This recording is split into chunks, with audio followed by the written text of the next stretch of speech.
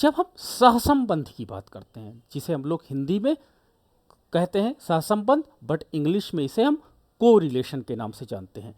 तो कोरिलेशन का के अंतर्गत कम से कम दो वेरिएबल आपके उपलब्ध होते हैं, that is called x and that is called y. यानी दो वेरिएबल मिनिमम से मिनिमम उपलब्ध होते हैं और इनके साथ, ठीक है, एक प्रकार का कैजुअल रिलेशनशिप पाया जाता है, कॉजेज रिलेशनशिप पाया जाता है, जब हमारे पास एक की वैल्यू बढ़ती हुई पाई जाती है तथा दूसरे की वैल्यू भी अगर हम बढ़ती हुई पाई जाती है, तो इस प्रकार के जो रिलेशनशिप होते हैं उनको हम कोरिलेशन की संज्ञा देते हैं। लेकिन जब एक वेरिएबल का मान बढ़ता है और उसके साथ ही साथ हम देखते हैं कि दूसरे वेरिएबल का भी मान बढ़ता प्राप्त हो रहा है, तो हम इसे धनात्मक सहसंबंध की श्रेणी के अंतर्गत रखते हैं। अब देखिए, जो आपका कोरिलेशन हो वो तार्किक हो और कनेक्ट हो, लॉजिक से कनेक्ट हो, तर्क रूप से कनेक्टेड हो।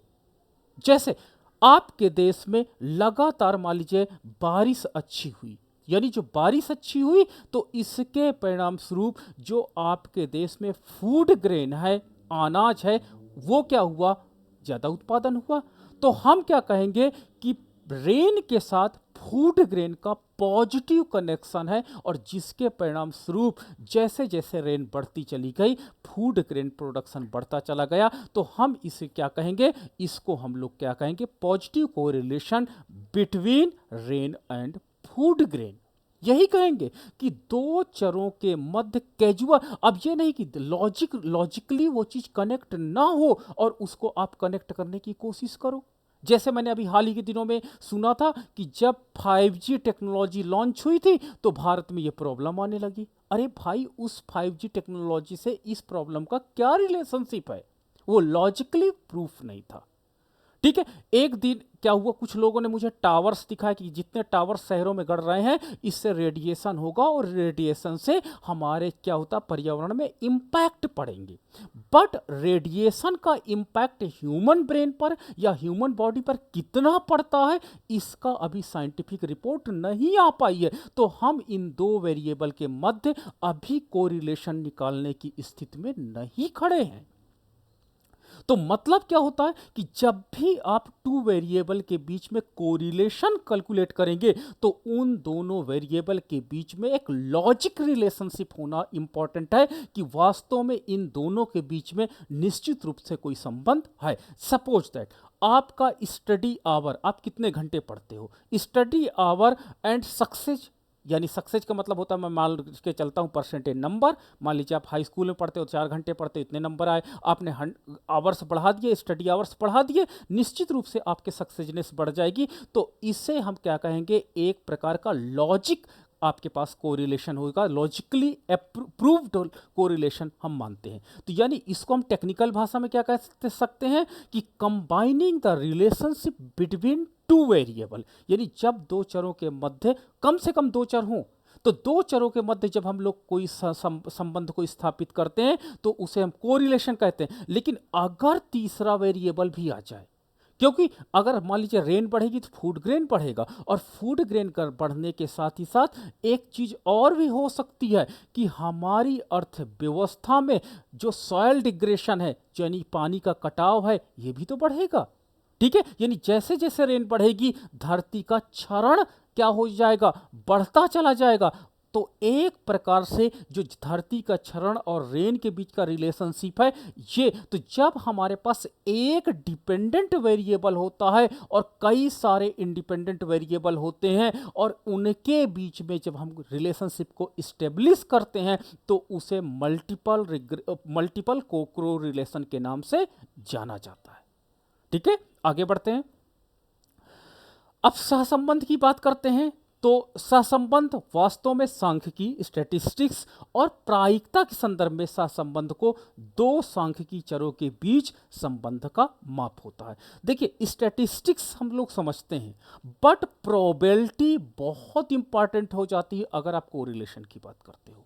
ठीक है, इसीलिए आपने देखा होगा इस यूनिट में आपको प्रोबेबिलिटी भी रखी गई है, क्योंकि अभी तक आपने जो कोरिलेशन को कैलकुलेट किया वो प्रोबेबिलिटी के रिस्पेक्ट में आपने नहीं किया था, प्रोबेबिलिटी क्या होती है कि मान लीजिए मेरा आईएएस में सिलेक्शन हो जाता है, तो ये आईएएस में सिलेक्शन होने की प्रोबेबिलिटी अगर P है तो आईएएस में ना होने की प्रोबेबिलिटी 1 माइनस पी हो जाएगी। ठीक है, 1 माइनस पी हो जाएगी, क्योंकि होने और ना होने यानी दो घटनाएं हैं, या तो आप सक्सेस हो या तो फेल हो। तो ये दो घटनाएं हैं और दो घटनाओं में अगर आप सक्सेस होते हो तो 50% आपके चांस हैं, और अगर नहीं होते हो तो इसके भी 50% चांस हैं। तो इस प्रोबेबिलिटी को हम जब लोग कैलकुलेट करते हैं, रिलेशनशिप इस्टेब्लिश करते हैं, तो इसे हम लोग कोरिलेशन के अंतर्गत रखते हैं। और इसके अंतर्गत 2-3 थ्योरम मैं बहुत इंपॉर्टेंट पढ़ाऊंगा प्रोबेबिलिटी, उसकी प्रोबेबिलिटी की, जिनके साथ आपको कोरिलेशन ही कैलकुलेट करना होगा। बिना कोरिलेशन कैलकुलेट किए हुए आप उन प्रोबेबिलिटी को, और प्रोबेबिलिटी को हम लोग जब स्टैंडर्ड मैथमेटिक्स में आगे बढ़ते हैं तो इस प्रोबेबिलिटी को परसेंटेज में कन्वर्ट करने का भी मेथड हम आपको साथ डिस्कस करना चाहेंगे कि अगर 50% की 50% चांसेस हैं तो उसको हम लोग परसेंट में कन्वर्ट कर देते थे। जैसे देश में उत्पादन बढ़ने या उत्पादन ना बढ़ने, देश में प्रॉब्लम बढ़ने या ना बढ़ने, प्राइस राइज होने या प्राइस ना राइज होने, इन सब के बीच की एक प्रोबेबिलिटी होती है और उसका हमको कोरिलेशन कैलकुलेट करना होगा।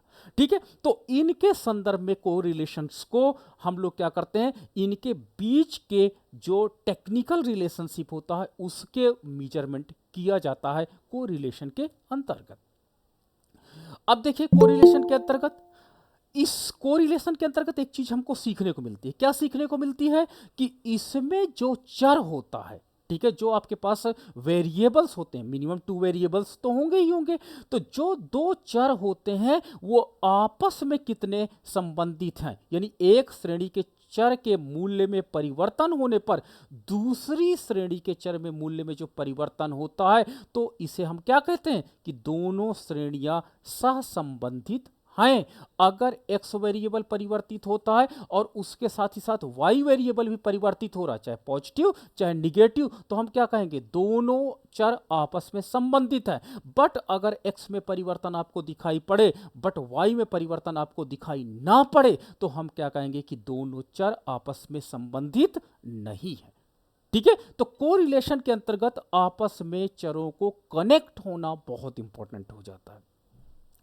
आगे बात करते हैं, तो अगर मैं सहसंबंध यानी कोरिलेशन की अगर मैं डिफिनीशन पे बात करूं कि डिफिनीशन क्या होती है, तो हम जब डिफिनीशन की बात करते हैं तो सहसंबंध या सहविचरण, सहविचरण का मतलब होता है एक साथ विचरण करना, एक साथ परिवर्तित होना। जैसे आपने क्या किया, आपके पास पेन होगा और पेन में आपने क्या किया, पेन है आपके पास और पेन के ऊपर आपने कैप लगा रखी है। ठीक है, आपने क्या किया, एक हाथ से इस पेन को पकड़िए, एक हाथ से कैप को पकड़िए और पेन को इस साइड ले जाइए और कैप को इधर लग जाइए। तो जब आप पेन ओपन करते हैं तो क्या होता, अगर मैं मान लो इसको x वेरिएबल मान लूं और कैप को मैं y वेरिएबल मान लूं, तो इसे हम क्या कहेंगे, सह विचरण, साथ साथ विचरण करना। x लेफ्ट जा रहा है तो y राइट जा रहा है, तो इसे हम लोग कोरिलेशन को सह विचरण की संज्ञा भी कह सकते हैं। और इसके अंतर्गत एक चर के मूल्य में परिवर्तन होने पर दूसरे चर के मूल्य में परिवर्तन हो जाता है। अब देखिए, मान लीजिए इस पेन से हम कैप को हटाते हैं, भले कैप वाला हाथ y हाथ को हम स्थिर रखते हैं, अगर x का मान बढ़ाते जाएंगे तो निश्चित रूप से इनके बीच की डिस्टेंस लगातार बढ़ती चली जाएगी। तो इसे हम लोग क्या कहते हैं, सह विचरण श्रेणी के अंतर्गत इसको कैलकुलेट किया जाता है। ठीक है, तो दो वेरिएबल जब दोनों में परिवर्तन एक साथ हो तो इस प्रकार के जो रिलेशनशिप को स्टेब्लिश करते हैं उसे हम कोरिलेशन की संज्ञा देते हैं। लेकिन कोरिलेशन और कोवेरियंस, देखिए कोरिलेशन अलग चीज होती है और कोवेरियंस, ये दोनों चीजें बहुत अलग होती हैं। बहुत डीपली हम आगे चल करके बताएंगे कि what is the difference between correlation and covariance. ठीक है, कोवेरियंस कोरिलेशन की जैसा ही लगता है बट दोनों में बहुत ज्यादा बेसिक अंतर पाया जाता है। कोरिलेशन के अंतर्गत दो वेरिएबल में क्या होता है, रिलेशनशिप कितना पाया जाता है या डायरेक्शनल रिलेशनशिप कितना पाया जाता है या डिग्री रिलेशनशिप कितना पाया जाता है, इसको कैलकुलेट करते हैं। कोवेरियंस के अंतर्गत वेरियंस डिग्री को निकाला जाता है। अब सहसंबंध की अगर मैं विशेषताओं की बात करूं कि क्या इसके मेन फीचर्स हैं, कैरेक्टरिस्टिक्स हैं, तो इस पे अगर मैं बात करता हूं तो देखता हूं कि सहसंबंध के अंतर्गत दो समंक श्रेणियों, दो समंक श्रेणियां होती हैं या पदमालाओं के बीच परस्पर निर्भरता को सांख्यिकीय रूप से हम लोग क्या कहते हैं, कोरिलेशन की संज्ञा देते हैं। यानी जो आपके समंक माला हैं जैसे x और y, ये इस पर कितना निर्भर है और ये इस पे, निर्भरता ही क्या बताती है कि अगर y का मान बढ़ेगा तो उसका इम्पैक्ट x पर भी पड़ेगा, चाहे वो पॉजिटिवली पड़े चाहे वो निगेटिवली पड़े। अब मैं बताऊं कि अगर मैं इसको एडवांस वर्जन की बात करता हूं तो वही आपका रिग्रेशन हो जाएगा। तो यानी जब रिग्रेशन मॉडल के अंतर्गत हम बात करेंगे तो जिस स्टूडेंट को अच्छे से कोरिलेशन आता होगा उसको आधी प्रॉब्लम सॉल्व हो जाएगी रिग्रेशन मॉडल पढ़ने में। यानी अब आपको रिग्रेशन मॉडल पढ़ने में कोई कठिनाई का सामना नहीं उठाना पड़ेगा। तो यानी हमारे पास क्या होता है कि जो कोरिलेशन कैलकुलेट किया जाता है वो स्मॉल आर से किया जाता है। कुछ बच्चे गलती से कैपिटल आर लिख देते, that is wrong way. Capital R आप कभी नहीं लिखोगे क्योंकि कैपिटल आर का यूज हम लोग अधिकतर रिग्रेशन मॉडल के अंतर्गत करते हैं और वहां पर हम दो इसमें साइंटिफिक रिसर्च के अंतर्गत वैल्यू कैलकुलेट करते हैं। एक आर की वैल्यू कैलकुलेट करना पसंद करते हैं एंड एक आर स्क्वायर की वैल्यू वहां पर हम कैलकुलेट करना पसंद करते हैं। तो ये रिग्रेशन का पार्ट है और मॉडल फिट के अंतर्गत इसको हम वहां पर ट्रेंड करेंगे। जब भी हम कोरिलेशन की बात करेंगे वो आप स्मॉल आर से ही सिंबलाइज करोगे, दिखाओगे। और इसके अंतर्गत भी कार्ल पियर्सन कोरिलेशन को हम लोग आर से दिखाते हैं और जबकि हम क्या करते हैं स्पीयरमैन कोरिलेशन को तो रो से दिखाना पसंद करते हैं। स्टैंडर्ड भाषा में रो आपका होता है पी की तरह बनता है, ऐसे करके रो एक सिंबल होता है तो रो सिंबल से रिप्रेजेंट करते हैं। क्योंकि हम एमए के स्टूडेंट हैं, अब हमको क्या करना, हर सिंबल को उस मतलब हर व्यक्ति को उसके नाम से पहचानना है। तो यानी जो मैथमेटिकल हमारे पास सिंबॉलिक हैं, जो मैथमेटिकल हमारे पास असाइंड टूल्स हैं, उन्हीं के आधार पर हमको उनके बीच पहचान को बनाना होगा, तभी हम बहुत अच्छे से इस चीज़ों को रिप्रेजेंट कर सकते हैं। ठीक है, आगे बढ़ते हैं। आगे बढ़ते हैं कि दो समंक श्रेणियों या पदमालाओं के बीच परिवर्तन एक दिशा में हो सकता है। एक दिशा में क्या मतलब हो सकता है कि अगर x का मान मुझे बढ़ता हुआ प्राप्त होता है तो निश्चित नहीं है but it may be possible कि अगर x का मान बढ़ता हुआ प्राप्त हो रहा है तो y का मान भी मुझे बढ़ता हुआ प्राप्त हो। ठीक है, ये जरूरी नहीं है कि x का मान 10% की स्पीड से बढ़ रहा है, हो सकता है y की जो बढ़ने की स्पीड है वो 8% हो, लेकिन दोनों वेरिएबल क्या कर रहे हैं, दोनों वेरिएबल बढ़ते जा रहे हैं। तो इसे हम क्या कहेंगे, इसे हम यही कह सकते हैं कि दोनों के बीच में कोरिलेशन है बट स्ट्रॉन्ग कोरिलेशन नहीं है, बिकॉज x की जो बढ़ने की दर है y की दर की अपेक्षा तीव्र है तथा y की जो बढ़ने की दर है वो x की अपेक्षा कम है। ठीक है, जिसमें स्ट्रॉन्ग कोरिलेशन पाया जाता है, पॉजिटिव स्ट्रॉन्ग कोरिलेशन पाया जाता है, वहां पर x की बढ़ने की दर 10% है तो वहीं पर y की भी बढ़ने की दर 10% पाई जाती है। तो that is called positive strong correlation के नाम से वो जाना जाता है। ठीक है, तो ये उसी दिशा में हो सकता है या अपोजिट डायरेक्शन में भी हो सकता है, इट में भी पॉसिबल, और ये भी स्ट्रॉन्ग एंड वीकर रिलेशनशिप के साथ हमको दिखाई पड़ता है। यदि दो समंक श्रेणियां या पदमालाएं सहसंबंधित हैं तो एक समंक श्रेणी या पदमाला में दूसरी समंक श्रेणी या पदमाला को भी बदल देता है। मतलब ये होता है कि अगर x के मान में कोई परिवर्तन आता है तो उसके परिणाम स्वरूप y के पदमान में भी परिवर्तन हमको दिखाई पड़ जाता है। नाउ द नेक्स्ट है सहसंबंध दो समंक श्रेणियां, जो हमारे पास दो आपके पास डेटा सीरीज है या पदमालाओं के बीच पाए जाने वाले पारस्परिक प्रभाव और उस प्रभाव की सीमा को स्पष्ट करता है, इसके कारण की व्याख्या नहीं करता कि what is the reason behind it. देखो ये पॉइंट आपका बहुत इंपॉर्टेंट है कि लगातार रेन जो है, बारिश अर्थव्यवस्था में रेन बढ़ी है तो उसके परिणाम स्वरूप हमारे पास फूड ग्रेन प्रोडक्शन बढ़ गया है but it does not define about the reason कि इसके पीछे का कारक क्या है। अगर आप कहते हो कि नहीं सर ये तो समझ में आता है कि जब बारिश होगी तो बारिश होने के परिणाम स्वरूप हमारी फर्टिलिटी खेतों की बढ़ जाएगी, नमी बढ़ जाएगी और इससे फूड ग्रेन, तो ये सारे टेक्निकल रिलेशनशिप को जो हम दर्शाते हैं उसे हम रिग्रेशन मॉडल के अंतर्गत दर्शाएंगे। यानी जब हम कैजुअल कारण की बात करने लगेंगे, ठीक है, जो आपका कोरिलेशन होता है वो कोरिलेशन केवल और केवल दो वेरिएबल के मध्य संबंध को बताता है, बट कैजुअल एक्सप्लेनेशन कि दोनों के बीच में ऐसा क्यों हुआ, ठीक है, दोनों के बीच में ऐसा क्यों हुआ, तो उसे रिग्रेशन मॉडल के अंतर्गत हम दर्शाते हैं, ना कि उसे सहसंबंध के अंतर्गत दर्शाते हैं। और यही एक मेन मैटर है जो कोरिलेशन को रिग्रेशन से अलग कर देता है। तो ये पॉइंट आप याद रखिएगा कि ये कभी इनके बीच का जो कैजुअल पॉसिबिलिटी है कि आखिर अर्थव्यवस्था में लगातार कोयले का उत्पादन बढ़ा और लगातार लोहे का उत्पादन बढ़ा, दोनों के बीच का कोरिलेशन हम लोगों ने क्या किया, हाई इंडिकेट कर दिया, बट लोहे का और कोयले से क्या रिलेशनशिप है इसको हमने नहीं डिफाइन किया, बस इसके बीच के हमने कोरिलेशन को स्टेब्लिश कर दिया और कोरिलेशन को हमने दर्शाने लगे। ठीक है, तो ये इसकी विशेषता होती है।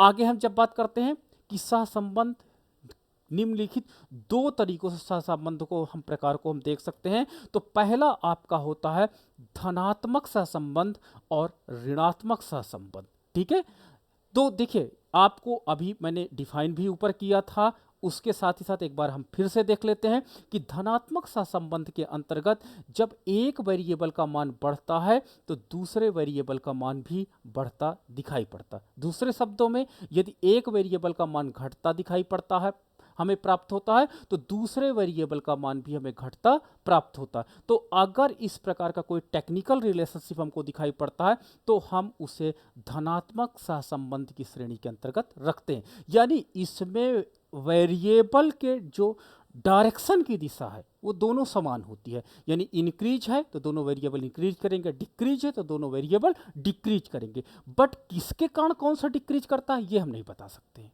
कि इंडिपेंडेंट वेरिएबल इसमें कौन है, डिपेंडेंट वेरिएबल कौन है, मुझे नहीं पता, बट दोनों के बीच में एक टेक्निकल रिलेशनशिप दिखाई पड़ता है और वो पॉजिटिव टेक्निकल रिलेशनशिप मुझे देखने को मिलता है। तो इस प्रकार के जो रिलेशनशिप होते हैं उनको हम लोग धनात्मक सहसंबंध की श्रेणी के अंतर्गत रखते हैं।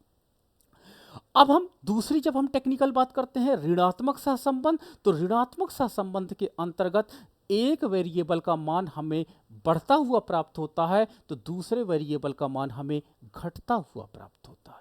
यानी इसका जो x वेरिएबल का डायरेक्शन है उसके डायरेक्शन के अपोजिट डायरेक्शन में y वेरिएबल या अनदर वेरिएबल हमको दिखाई पड़ता है, या x वेरिएबल का मान हमें कम दिखाई पड़ता है तो y वेरिएबल का मान हमको बढ़ते हुए दिखाई पड़ता है। तो इस प्रकार का जो टेक्निकल रिलेशनशिप हम दिखाई पड़ता है तो इसे हम लोग निगेटिव कोरिलेशन के अंतर्गत जान सकते हैं। अब देखिए हम लोग क्या करते हैं कि जब इस टेक्निकल रिलेशनशिप को आगे बढ़ते हैं और इसमें और देखते हैं तो हमें धनात्मक की भी अंतर्गत जब देखते हैं तो धनात्मक के अंतर्गत हमको दो पॉइंट दिखाई पड़ते हैं कि इसे हम पॉजिटिव या डायरेक्ट कोरिलेशन, कभी कभी टेक्निकल वर्ड आ जाता है कि what do you mean by direct correlation, तो डायरेक्ट का मतलब यही होता है कि पॉजिटिव कोरिलेशन आपसे पूछा जा रहा है। ठीक है, उदाहरण के लिए यदि किसी वस्तु की कीमत के साथ साथ उस वस्तु की आपूर्ति बढ़ती जाती है तो हम उसके बीच में क्या कहेंगे, धनात्मक कोरिलेशन है कि यानी प्राइस ऑफ कमोडिटी बढ़ती जा रही है तो उसकी सप्लाई भी क्या होती जा रही है, लगातार बढ़ती चली जा रही है। तो इस प्रकार के जो टेक्निकल रिलेशनशिप होते हैं उसको हम लोग क्या कहते हैं, धनात्मक कोरिलेशन के अंतर्गत निर्देशित करते हैं। जब हम दो चरों के बीच में क्या होते हैं, अपोजिट डायरेक्शन में बदलाव होता है, जैसे इकोनॉमिक्स की भाषा में अगर हम क्या होता है किसी वस्तु का प्राइस बढ़ता है तो प्राइस बढ़ने के परिणाम स्वरूप उस वस्तु की डिमांड पहले से कम हो जाती है, और प्राइस हमारे पास क्या होता है डिक्रीज होती है तो उस वस्तु की डिमांड पहले से बढ़ जाती है। तो अगर हमको कुछ ऐसा रिलेशनशिप दिखाई पड़ता है तो इसे हम लोग क्या कहते हैं, हम इसे निगेटिव रिलेशनशिप के अंतर्गत जानते हैं। और निगेटिव का मतलब ये आपके पास हो सकता है कि that may be perfect negative, that may B partial negative, negative भी कई प्रकार का हो सकता है। ठीक है, तो ये एक टेक्निकल टर्मिनोलॉजी होती है कि निगेटिव कोरिलेशन तो हम जानते हैं बट डिग्री जो होती है निगेटिव कोरिलेशन की वो स्ट्रांग भी हो सकती है एंड वीक भी हो सकती है, और सेम थ्योरम काम करती है धनात्मक कोरिलेशन के साथ भी काम करता हमको दिखाई पड़ता है। अब हमारे पास दूसरा, जब हम कोरिलेशन की बात करते हैं तो कोरिलेशन में जब दूसरी बात आती है तो हमारे पास कोरिलेशन एक होता है लीनियर कोरिलेशन, जिसे हम लोग रैखिक सहसंबंध की श्रेणी कहते हैं। ठीक है, रैखिक का मतलब होता है जब x में जिस अनुपात में परिवर्तन हमको दिखाई पड़ता है उसी अनुपात में परिवर्तन y वेरिएबल में भी दिखाई पड़ता है। मतलब अगर 10% x में परिवर्तन हो रहा है तो y में भी 10% परिवर्तन हो रहा है। तो इस प्रकार के कोरिलेशन को जब हम प्लॉट करते हैं तो मुझे एक सीधी रेखा प्राप्त होती है। ठीक है, या हमारे पास x में 10% की बढ़ोतरी होती है, इसमें फिक्स है कि 8% हो, तो ये भी आपके पास मतलब एक वेरिएबल में जो परिवर्तन होता दिखाई पड़ता है दूसरे वेरिएबल में भी फिक्स, एक टेक्निकल टर्म आपको याद रखना पड़ेगा, फिक्स चेंजेस दूसरे वेरिएबल में भी मुझे दिखाई पड़ते, 8%, 6%, 4%, लेकिन 4% हरदम परिवर्तन मुझे दिखाई पड़े। ठीक है, तो अगर आपके पास फिक्स चेंजेस हैं, इसमें 10% x में और y में हमारे पास क्या होता है 4% फिक्स चेंजेस हैं, तो जब हम इसको प्लॉटेशन करते हैं तो हमें पास क्या होता है पॉजिटिव लीनियर कोरिलेशन के नाम से जानते हैं। दूसरा क्या होता है आपका अरेखीय सहसंबंध। ठीक है, नॉन लीनियर कोरिलेशन। तो अब नॉन लीनियर कोरिलेशन क्या होता है कि नॉन लीनियर कोरिलेशन वो होता है कि जब एक वेरिएबल x में मान लो 10% का चेंज मुझे दिखाई पड़े लेकिन y में 5% का दिखाई पड़े, फिर x में 10% का दिखाई पड़े, अब y में 3% का दिखाई पड़े। तो देखिए पहले 5% चेंज था, फिर 3% चेंज था, तो ये चेंज रेट हमको क्या होता है कि एक वेरिएबल से दूसरे वेरिएबल का बिल्कुल अलग होता है हर स्टेप पर। स्टेप का मतलब होता है कि जब हम एक डेटा सेट से दूसरे डेटा सेट पे या एक टाइम पीरियड से दूसरे टाइम पीरियड में जाते हैं तो हमारे पास जो आपका इनके बीच का चेंज रेट है, यानी x की वैल्यू जो इंक्रीज कर रही है डिक्रीज कर रही है वो 3% के रेट से कर रही है, फिर अगले स्टेप में 2% के रेट से, फिर अगले स्टेप में 7% के रेट में। तो अगर हमको कोई ऐसा टेक्निकल रिलेशनशिप दिखाई पड़ता है तो हम क्या कह देंगे कि ये नॉन लीनियर है, यानी हम क्या होते हैं एक निश्चित स्पीड से नहीं चल रहे हैं, तो इसे नॉन लीनियर हमारे पास टेक्निकल रिलेशनशिप के अंतर्गत हम लोग इसको रखते हैं। अगर हम सोशल साइंस में बात करते हैं, क्योंकि हम रिसर्च में बात करते हैं, तो जो हमारे पास रैखिक कोरिलेशन होता है, रैखिक कोरिलेशन अधिकतर मशीनों के साथ पाया जाता है। मशीनों के साथ मान लीजिए उसको बिजली देते हैं 2 यूनिट या 1 यूनिट लेता है, तो उसकी जैसे मान लीजिए मोटर है, विद्युत मोटर है, विद्युत मोटर क्या करती है कि विद्युत मोटर स्पीड फिक्स होती है कि इतने राउंड कर देगी 1 मिनट में, 1 सेकंड में। तो ये आपके पास हम क्या कहेंगे कोरिलेशन कि जो बिजली कंजप्शन एंड उसकी जो स्पीड है दैट इज लीनियर रिलेशनशिप।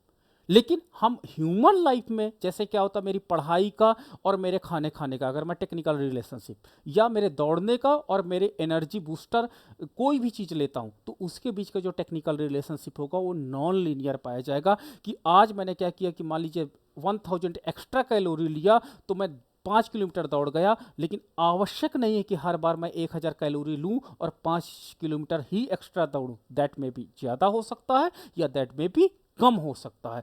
तो हमने देखा कि जहाँ पर मशीनों में या जहाँ पर मशीनों का इंटरफेरेंस ज़्यादा होता है वहाँ पर लीनियर रिलेशनशिप पाया जाता है रोबोटिक्स में, कंप्यूटर्स में, बट जो नॉन लीनियर होता है वो ह्यूमन के साथ ज़्यादा पाया जाता है। तो जब हम रिसर्च ऐसे टॉपिक पे करते हैं जैसे बैंकिंग सेवाएं हैं तो इसमें अधिकतर मुझे लीनियर मिलते हैं, बट हमारे पास जब ह्यूमन के साथ उसको कनेक्ट कर देते हैं तो वो नॉन लीनियर रिलेशनशिप में हमको अधिकतर मिलने लगता है। तो ये पॉइंट आप याद रखिएगा। जैसे बीटेक वाले स्टूडेंट होंगे तो बीटेक वाले जो मशीनों के साथ काम कर रहे होंगे तो वो भी कोरिलेशन निकालेंगे, बट उनके साथ लीनियरिटी की प्रोबेबिलिटी ज़्यादा होगी।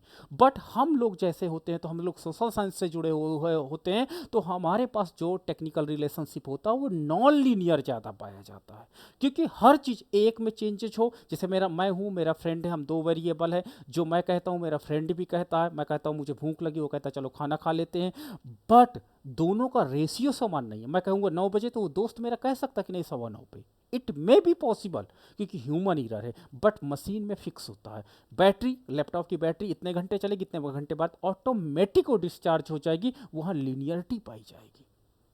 ठीक है, तो अब आपको समझ में आ जाएगा कि हम लोग देख के बता देते हैं कि रिसर्च कौन सी है, ठीक है, सैम्पलिंग क्या है, और उसमें हम समझ जाते हैं कि आपने कौन सा टूल्स लगाया है, आपका जो रिलेशनशिप है वो लीनियर आया होगा या नॉन लीनियर आया होगा, हम तुरंत देख करके बता देंगे कि आपका डेटा सेट कैसा है, ह्यूमन से आपने लिया है कि मशीनों से आपने लिया है। उस डेटा सेट के आधार पर हम संबंध को, कोरिलेशन को एक्सप्लेन कर देते हैं। नाउ द नेक्स्ट है आपके पास सरल, बहुगुणी एवं आंशिक सहसंबंध। ये एडवांस मैथमेटिक्स का पार्ट है, और एडवांस मैथमेटिक्स के अंतर्गत हम लोग क्या करते हैं कि जब हम सरल की बात करते हैं, सरल का मतलब होता है सिंपल कोरिलेशन। सिंपल वही अगर मैं कह लूँ लीनियर, ठीक है, सिंपल, एक वेरिएबल में परिवर्तन पाया गया और दूसरे वेरिएबल में भी उसी डायरेक्शन में परिवर्तन दिखाई पड़ा, तो ये सिंपल कोरिलेशन। बहुगुणी का मतलब होता है जब कई वेरिएबल कनेक्ट होते हैं, कई वेरिएबल कनेक्ट होते हैं तो उसे हम लोग बहुगुणी कोरिलेशन कहते हैं। अब बहुगुणी का कोरिलेशन में देखिए, मान लीजिए आप रनिंग करते हो, आप दौड़ करते हो, ठीक है, दौड़ते हो, तो दौड़ने में केवल कंजप्शन इंपॉर्टेंट नहीं है, ठीक है, कि आप खाना खूब अच्छे से खा लो, नहीं, न्यूट्रिशनल डाइट आपकी होनी चाहिए, प्लस आपकी एक्सरसाइज डेली होनी चाहिए, ठीक है। अगर आपने टाइमली उठे, सुबह उठते हो, प्रॉपर एक्सरसाइज करते हो, एक्सरसाइज करने के बाद एक प्रॉपर तरीके से आप दौड़ते हो, तो वो रनिंग आपकी रनिंग स्पीड को क्या कर देगा, बूस्ट करेगा, ठीक है। तीसरा जो रनिंग को डिटरमाइन करने वाला होता है कि आपका स्टाइल यानी टेक्निक, जिसको आप कह सकते हो। कुछ लोग पंजों के बल दौड़ते हैं, कुछ लोग क्या करते हैं पूरे पैर के साथ कर दौड़ते हैं, कुछ लोग झटके से। जो हमारा ट्रेनर्स होता है वो बताता है कि आपको ऐसे नहीं करना, नहीं तो आपकी एनर्जी क्या हो जाएगी, लॉसेस ज़्यादा होगी। तो मैं कह सकता हूं कि ये जो आपकी रनिंग है, आप ओलंपिक में भाग लेने जा रहे हो और आपका टारगेट है कि मुझे रनिंग कंप्लीट करना है, तो running is determined by your consumption behaviour, your exercise behaviour and your style behaviour, कि आपका जो वर्किंग स्टाइल है, आपका जो दौड़ने का स्टाइल है, उस पर डिपेंड करता है। आप देखो क्रिकेट में बॉलर बहुत अच्छे अच्छे होते हैं, सारे बॉलर ताकतवर होते हैं, बट वो कंजप्शन पे काम करते हैं, एक्सरसाइज पे काम करते हैं एंड स्टाइल पे। कोई सीन से बॉल फेंकता है, कोई कहाँ से बॉल फेंकता, आपने देखा होगा। तो bowling performance it will be determined by, किसके द्वारा डिटरमाइंड हो रहा है, उसके टेक्निक्स। तो अब मैं कह दूंगा क्या कंजप्शन का इंपैक्ट रनिंग में पड़ता है, आपको ऑफ कोर्स पड़ता है, बट पूरा नहीं पड़ता है, 30%, 40%, ठीक है। तो हम क्या कहेंगे, consumption is the partially correlated with the running style. Partially correlated है, फुली कोरिलेटेड नहीं है। एक्सरसाइज का इंपैक्ट मैं कह दूं कितना पड़ता है, 40%। तो हम क्या कहेंगे कि exercise partially correlated with the running. आपके पास जो रनिंग, आपके पास कैपेसिटी है, उसको डिटरमाइन कर रही है। उसी प्रकार जो आपकी रनिंग स्टाइल है, दैट डिटरमाइन योर रनिंग 30%। तो हम क्या कहेंगे, कंजप्शन जो आपके पास है पार्शियली कोरिलेटेड विथ, तो ये इसे हम लोग क्या कहते हैं, एक वेरिएबल को जब हम लेते हैं तो उसे आंशिक सहसंबंध कहते हैं, और जब हम सारे वेरिएबल को एक साथ डिफाइन करते हैं डिपेंडेंट वेरिएबल के साथ, तो उसे हम लोग बहुगुणी सहसंबंध के नाम से जानते हैं, ठीक है। तो यानी एक कंपोनेंट की हम अगर बात करें, एक कंपोनेंट की अगर हम बात करते हैं तो हम उसे पार्शियल कोरिलेशन कहेंगे, ठीक है। अगर हम दो वेरिएबल के बीच में रिलेशनशिप स्टेब्लिश करते हैं तो उसे हम सरल और आपका सिंपल कोरिलेशन कहेंगे। अगर हम कई वेरिएबल को लेकर के एक साथ एक पर इम्पैक्ट स्टडी करते हैं तो उसे हम लोग क्या करते हैं, मल्टीपल कोरिलेशन के नाम से जाना जाता है। तो ये एडवांस मैथमेटिक्स में हम आपके साथ सिखाने वाले हैं सरल, आपने फर्स्ट ईयर में सीखा होगा। मल्टीपल एंड पार्शियल कोरिलेशन जो आप सीखोगे वो यहाँ पर सीखना होता है एमए में, और इसके लिए कई बड़े बड़े मैथमेटिशियन आए, स्टैटिस्टिशियन आए, और उन्होंने अच्छे अच्छे मॉडल्स बनाए, और उन मॉडल के आधार पर ही हमारा जो साइंटिफिक रिसर्च है वो साइंटिफिक रिसर्च इतना अपग्रेड कर सका है। नाउ द नेक्स्ट है दो चर मूल्यों के मध्य, पहला वाला मैंने डिफिनीशन लिखा है कि दो चर मूल्यों के मध्य पाए जाने वाले सहसंबंध को हम लोग सिंपल कोरिलेशन कहते हैं, ठीक है। तो इसमें एक स्वतंत्र श्रेणी कहलाता है, दूसरा आपका आश्रित श्रेणी या डिपेंडेंट वेरिएबल, हम लोग इसको शॉर्ट फॉर्म में आईवी एंड डीवी कहते हैं। IV इंडिपेंडेंट वेरिएबल होता है जिसका निर्धारण स्वयं से होता है, यानी ये किसी के द्वारा निर्धारित नहीं होता है। और डिपेंडेंट वेरिएबल जो होता है it is determined by independent variable, ये इंडिपेंडेंट वेरिएबल के द्वारा निर्धारित होता है। तो जब हमको कुछ ऐसा रिलेशनशिप मिलता है तो हम क्या कह सकते हैं कि ये आपके पास सरल है। अब बहुगुणी की बात करते हैं। बहुगुणी सहसंबंध जब होता है दो या दो से अधिक स्वतंत्र चर मूल्य होते हैं तथा आश्रित चर मूल्य का केवल एक होता है तो इन्हें स्वतंत्र चर और आश्रित चर मूल्यों का सम्मिलित ज्वाइंट इफेक्ट पड़ता है। तो मैंने आपको बोला कि आपका रनिंग जो परफॉर्मेंस है it is determined by consumption, it is determined by exercise, it is determined by your running style. तो ये तीन का इम्पैक्ट एक डिपेंडेंट वेरिएबल पर ज्वाइंटली पड़ता है। तो इस प्रकार का जो हम रिलेशनशिप अगर स्टेब्लिश करते हैं या निकालते हैं तो उसे हम लोग मल्टीपल कोरिलेशन की श्रेणी के अंतर्गत रखेंगे। नाउ द नेक्स्ट है आंशिक पार्शियल। पार्शियल का मतलब यही होता है कि जब हम कंपैक्ट पूरे का कई एक दो या दो से अधिक चर मूल्य होते हैं लेकिन अन्य चर मूल्यों को स्थिर रख के केवल दो चर मूल्यों के बीच में, मान लीजिए कि हमने क्या बोला कि रनिंग आपके पास परफॉर्मेंस है, it is determined by consumption, it is determined by exercise and it is determined by style. मैं एक्सरसाइज और स्टाइल को कांस्टेंट मान लेता हूं, केवल कंजप्शन और रनिंग परफॉर्मेंस इन दो वेरिएबल के बीच में सहसंबंध को निकालता हूं तो ये क्या कहलाएगा? Partial correlation with consumption, partial correlation between running performance and consumption, ऐसे कहिए partial correlation between running performance and consumption.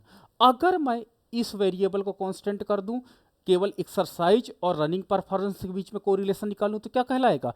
Partial correlation between running performance and exercise, ये कहलाएंगे। यानी अदर टू वेरिएबल या अदर वेरिएबल को हम कांस्टेंट मानते हुए एक इंडिपेंडेंट वेरिएबल एंड एक डिपेंडेंट वेरिएबल के साथ जब हम कोई चीज स्टेब्लिश करते हैं तो उसे हम लोग पार्शियल कोरिलेशन की श्रेणी में रखते हैं और इसका बहुत ज़्यादा इम्पैक्ट पड़ता है। इसको हम रिसर्च में बहुत ज़्यादा प्रयोग करते हैं और इस पर तो बहुत बड़ी बड़ी कई किताबें लिखी जा चुकी हैं। ठीक है, स्टैटिस्टिशियन और मैथमेटिक्स, इसमें PLS model, partial least square model इसी से बनाए गए और दुनिया में सबसे ज़्यादा प्रचलित मॉडल आपका पार्शियल लीस्ट स्क्वायर मॉडल ही इस समय चल रहा है। ठीक है, तो ये हम लोग यहाँ पर सीखेंगे और जानेंगे कि पार्शियल लीस्ट स्क्वायर मेथड हम कैसे कैलकुलेट करते हैं, एक एक वेरिएबल का इंपैक्ट कैसे डिपेंडेंट वेरिएबल पर कैलकुलेट करते हैं। इन सारी चीज़ों को जब हम कोरिलेशन के अंतर्गत ही, अगर आपको कोरिलेशन नहीं आएगा तो आप कैसे बता सकते हो कि द रिलेशनशिप बिटवीन या correlation degree between these variable इतना है, तो आप क्या उसका रिजल्ट इंटरप्रेट करोगे? तो इसलिए आपको ये चीज़ें आना बहुत इंपॉर्टेंट हो जाती है। अब देखिए, मैं कोरिलेशन का कुछ मैप्स आपके साथ शेयर कर रहा हूं, तो इस मैप्स को आप देखेंगे तो चीज़ें आपको काफ़ी अच्छी लगेंगी, समझ में भी आएंगी। अब देखिए, ये परफेक्ट पॉजिटिव कोरिलेशन है। परफेक्ट पॉजिटिव कोरिलेशन का मतलब होता है कि एक वेरिएबल एक लीनियर रेखा में प्राप्त हो जाती है और इसका मतलब होता है कि एक्स तथा वाई वेरिएबल में परिवर्तन की दर धनात्मक थी तथा स्थिर थी। ये वर्ड आप टेक्निकल वर्ड मत भूलिएगा, दोनों में परिवर्तन की दर स्थिर पाई जाती है। ठीक है, कांस्टेंट जो रेट होता है वो पाया जाता है। यानी अगर x 2% के रेट से परिवर्तित हो रहा तो वो सदैव 2% के रेट से परिवर्तित होगा और अगर y 1% के रेट से परिवर्तित पाया गया तो वो सदैव 1% के रेट से ही परिवर्तित मिला है।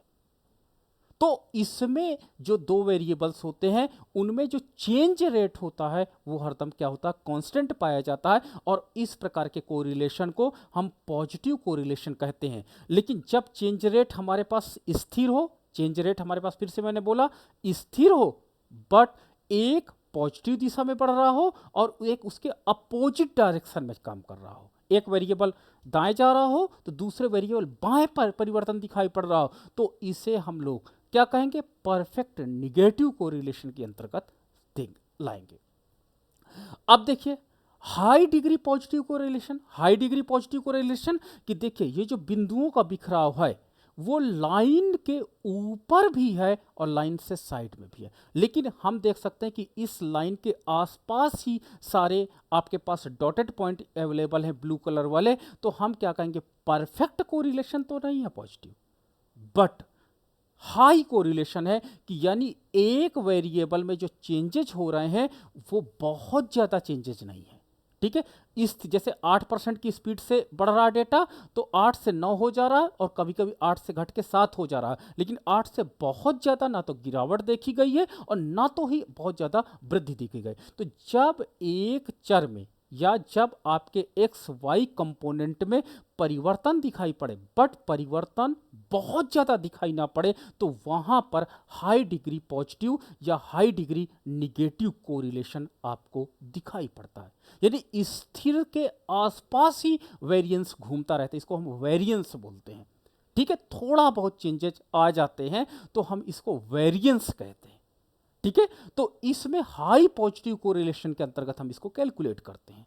अगर देखिए बिखराव आपका कोई डायरेक्शन नहीं, एक बॉलर है कभी 80 की स्पीड से फेंक रहा, कभी 140 की स्पीड से फेंक रहा, कभी 20 की स्पीड से फेंक रहा, तो that is no correlation between both variable, यानी दोनों वेरिएबल के बीच में कोई कोरिलेशन नहीं पाया जाता है। तो देखिए इसमें कोई लाइन नहीं है क्योंकि इसमें जो बिखराव है वो सबसे ज़्यादा बिखराव जो हो पाया जाता वो इसी में पाया जाता है। ठीक है, अगला आपके पास है लो डिग्री। तो लो डिग्री में जो आपके पास होता है वेरिएबल में बिखराव वो ज़्यादा पाया जाता है।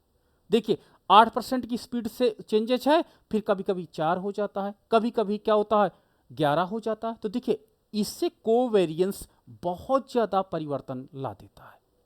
तो कोवेरिएंस हमको ज़्यादा दिखाई पड़ता है तो हम क्या कहेंगे लो डिग्री ऑफ पॉजिटिव कोरिलेशन है। और यहाँ पर भी हम देखिए कि बिखराव ज़्यादा देख सकते हैं, तो लाइन से बहुत ज़्यादा जो डॉटेड पॉइंट है इनका छितराव देखा जाता है, तो इसे हम low degree of no negative correlation के अंतर्गत कैलकुलेट करते हैं। नाउ द नेक्स्ट है, ये आप देख सकते हो जब आपका कोरिलेशन कैलकुलेट करोगे अगर आपका आंसर +1 आ जाता है। ठीक है, अगर आपका आंसर कभी 1 से ऊपर नहीं जाता, कुछ बच्चे मुझे कहते हैं कि सर मेरा आंसर 1.09 आया, कुछ बच्चे रिपोर्ट करते हैं कि 1.19 आता है, तो याद रखिए स्टैटिस्टिशियन कहते हैं कि वो सारी वैल्यू 1 में ही समाहित होगी। ठीक है, वो 1 के अंतर्गत ही कंसीडर की जाएगी, ये नहीं हो सकता कि 1 के ऊपर चले जाओ, that is upper limit of the correlation, ये कह सकते हो। हम बहुत रिसर्च करेंगे और बहुत रिसर्च में ये भी आपके साथ प्रैक्टिकल प्रॉब्लम आएगी कि आपका जो कोरिलेशन का मान है इट मे बी पॉसिबल और it will be determined by it will be, ये इसलिए होता है क्योंकि हमारे पास एरर बहुत होते हैं, एरर टर्मिनोलॉजी, इसलिए एरर टर्मिनोलॉजी का हम प्रयोग भी आगे करेंगे। तो अगर आपके पास +1 है तो इसका मतलब होता है परफेक्ट कोरिलेशन, और अगर -1 है तो इसका मतलब होता है परफेक्ट निगेटिव कोरिलेशन, और इसका मतलब होता है कि एक्स तथा वाई में परिवर्तन की दर स्थिर है। अगर आपके पास आंसर +75.75 और 1 के बीच में आता है और -75 और 1 के बीच में आता है तो हम क्या कहेंगे high correlation, that may be positive that may be negative. तो ये हम आंसर रिपोर्ट करेंगे कि x and y both variable have been the high correlation between its, उन दोनों के मध्य में उच्च सा संबंध हमको प्राप्त है। अगर आपका आंसर +0.25 एंड +7.5 के पास प्लस में आता है या माइनस में आता है तो हम क्या कहेंगे मध्य में मॉडरेट कोरिलेशन इनके बीच में पाया जाता है। ठीक है, मतलब सहसंबंध तो है बट मॉडरेट है, ज़्यादा ना हाई है ना ज़्यादा लो है। और अगर आपका आंसर 0 और 0.25 के बीच में हो, प्लस और माइनस के बीच में, तो हम क्या कहेंगे निम्न कोरिलेशन पाया जाता है, ये सार्थक नहीं होता, नो सिग्निफिकेंट की कैटेगरी में हम इसको ला देते हैं। साइंटिफिक जो रिसर्च होता है उसमें हम इसको भी न्यूट्रल मान लेते हैं, इस प्रकार का कोरिलेशन को हम लोग कोई वैलिड नहीं करते हैं। वैसे जो हम अगर 0 आता है तो कायदे से स्टैटिस्टिशियन ने कहा था कि 0 आंसर वाले को आप कहिएगा कि नहीं नो कोरिलेशन है, बट जो रिसर्च कहता है कि रिसर्च में अगर 0.5 के नीचे भी आता तो उसे हम नॉट सिग्निफिकेंट कैटेगरी में डाल देते हैं कि कोरिलेशन बहुत सार्थक नहीं है। लेकिन रिपोर्टिंग मेथड होगा कि दैट हैव द क्या होता है low correlation between low positive correlation between these and these variables.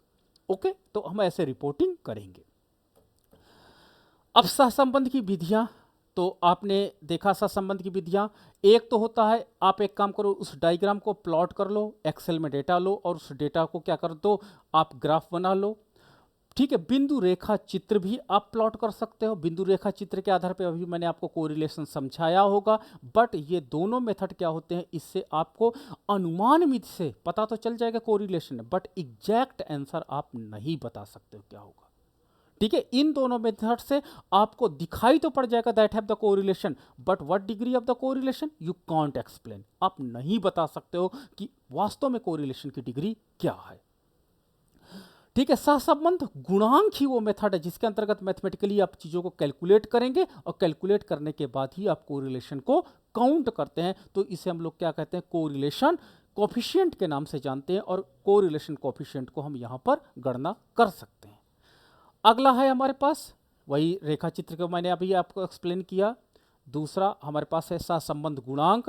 सहसंबंध गुणांक को हम कैलकुलेट करते हैं, और इसके लिए हम लोग क्या करते हैं, इस गुणांक को कैलकुलेट करने के लिए जो हमारे पास मेथड है, एक आपके पास कार्ल पियर्सन मेथड है, और दूसरा जो हमारे पास रैंक कोरिलेशन है, रैंक कोरिलेशन कैलकुलेट करने के लिए स्पीयरमैन का प्रयोग किया जाता है। और उनको हम जब मैथमेटिकली सॉल्व करेंगे अगले लेक्चर्स में, तो वहाँ पर हम दिखाएंगे कि इन चीज़ों को कैसे हम कैलकुलेट करते हैं।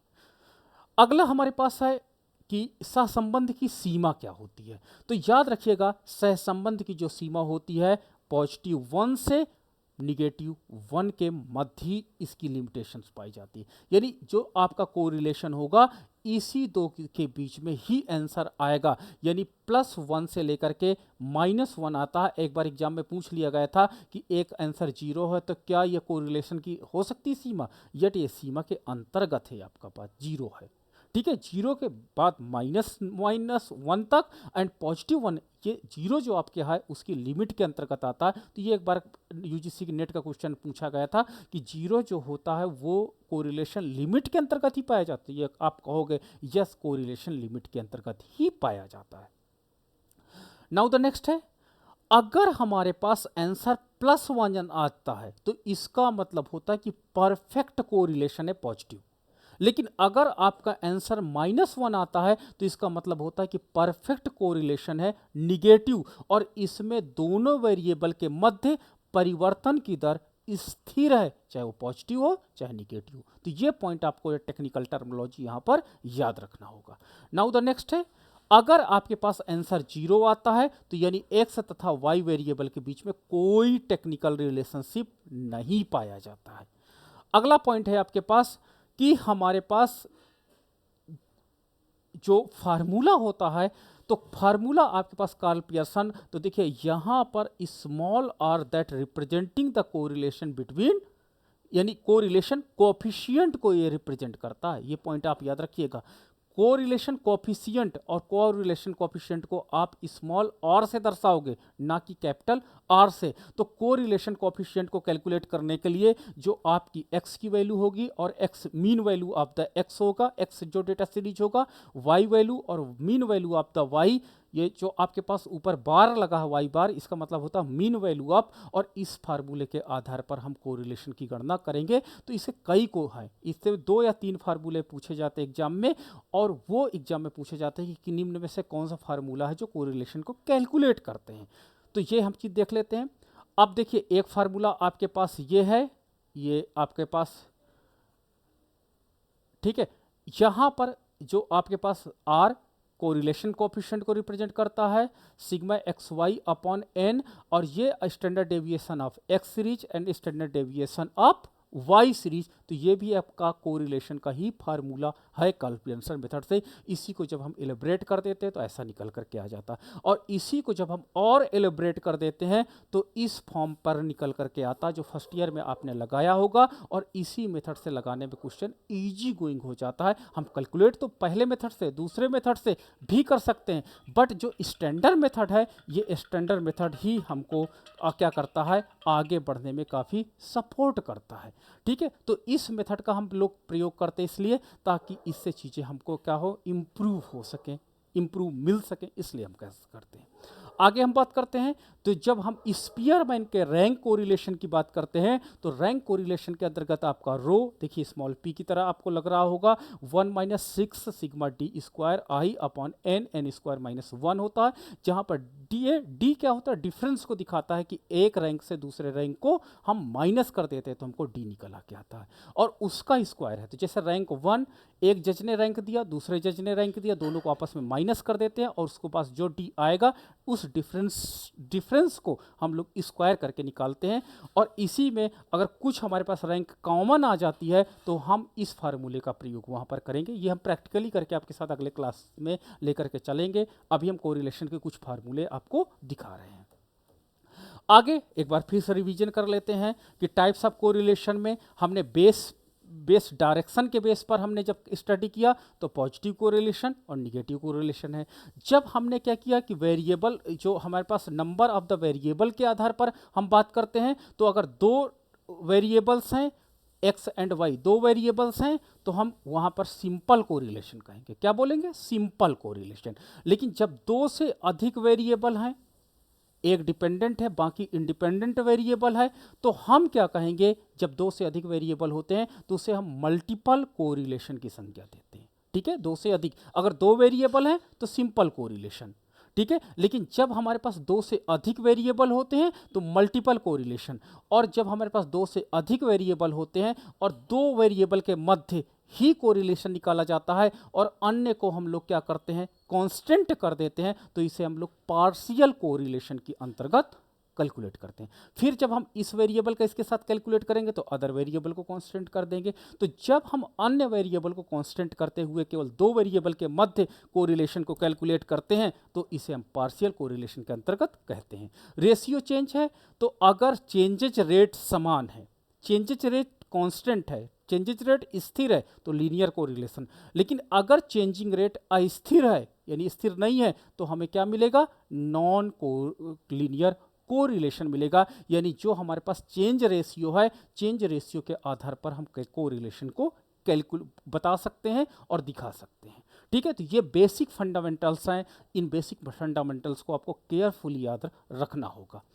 आगे हम बात करते हैं तो जब हम रिसर्च में बात करेंगे, जब हम आपके साथ और आगे डीपली बात करेंगे तो लेवल ऑफ मेजरमेंट में आपका पियर्सन प्रोडक्ट मूवमेंट, स्पीयरमैन का rank correlation, Kendall rank correlation, phi contingency point कहते हैं biserial, rank biserial, इतने प्रकार का कोरिलेशन हम आपके साथ फिट करेंगे।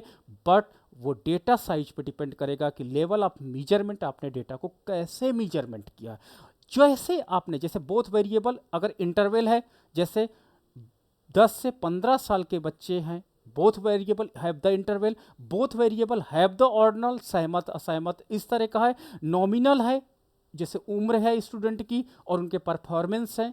ठीक है, तो इस प्रकार का अगर आपका जो डेटा सेट है उस डेटा सेट के अनुसार सभी जगह हम कॉल पियर्सन नहीं लगा सकते, स्पीयरमैन नहीं लगा सकते, बट स्टैटिस्टिशियन ने डिसाइड किया कि जो हमारा डेटा सेट है वो ऑर्डिनल है कि नॉमिनल है कि स्केल डेटा है कि डाइकोमस है। डाइकोमस का मतलब होता है जब यस या नो दो प्रकार के ऑप्शन आ जाते हैं। आप क्या है, आपको यूनिवर्सिटी अच्छी लगती है नहीं, जब मैं आपसे क्वेश्चन पूछता हूँ यस नो में आंसर देते हो तो वहाँ पर डाइकोटोमस होता है, वहाँ पर पॉइंट बाय सीरियल कोरिलेशन आपको इंप्लीमेंट करना होगा, लगाना होगा। हर जगह पर कार्ल पियर्सन और स्पीयरमैन नहीं लगा सकते हैं।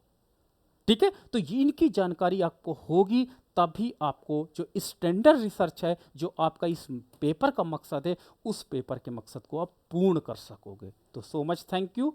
ये आज का हमारा लेक्चर रहा। अब आप अपने प्रश्नों को हमारे साथ डिस्कस कर सकते हो।